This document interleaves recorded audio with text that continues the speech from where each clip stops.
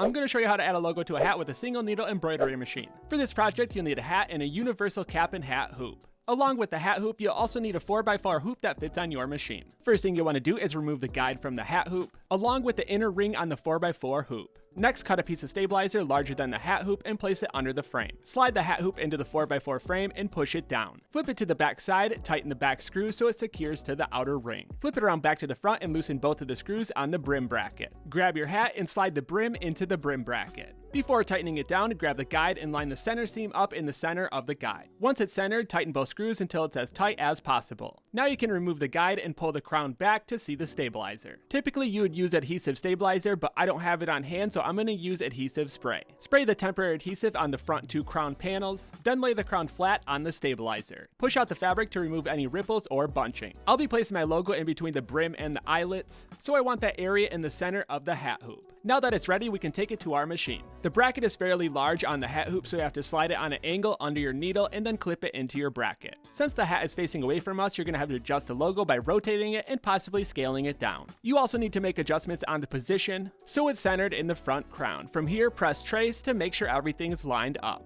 Once everything is looking good, press start. And you may want to monitor the progress just to make sure everything stays flat as it sews. Once the machine finishes up, you can unclip the hoop and take it back to your work area. Now you can unscrew the brim bracket and remove the cap. I'm using tearaway stabilizer, so I'm just going to rip off the stabilizer. Depending on your logo, you may have jump stitches, so at this point you'll want to trim them. And just like that, the front logo is complete. It turned out really nice. Now we're going to flip the hat around and put a logo above the opening. Prepare the hoop the same exact way with the stabilizer and slide the brim into the brim bracket. Tighten down the brim bracket and move the back two panels in the center of the hat hoop. Just like with the front logo, we're going to add adhesive spray to the back two panels. Push the panels down in the center of the hoop so the fabric is nice and flat. I'll be placing the logo directly above the arch. I don't have an arch logo, so I'm going to use the previous design. The top part of the design is arched, so I'm just going to use that portion of the design, and I'm going to line it up so it's sitting right above the stitches on the back opening. After tracing and making sure your design is lined up, you can press start. Just like with the front, you'll want to monitor the progress just to make sure the strap or the snaps don't go into the stitch. And for this one to turn out good, you really want to focus on making the correct design that arches around the back opening. And after finishing up, you can loosen up the brim brackets, remove the hat, and tear away the stabilizer. As you can see, mine doesn't wrap around the back opening perfectly, but that really comes down to having the right design that curves with the back opening of the cap you're using. Lastly, I want to show you how to sew the sides. Place the brim in the bracket to the side, fold out the sweatband, and move the side panels into the center of the hat hoop. You can also reposition the brim and sew the top of the hat. All in all, the universal hat hoop worked really nice. It was very easy to use, and once you get good at it, you can really ramp up production for your business.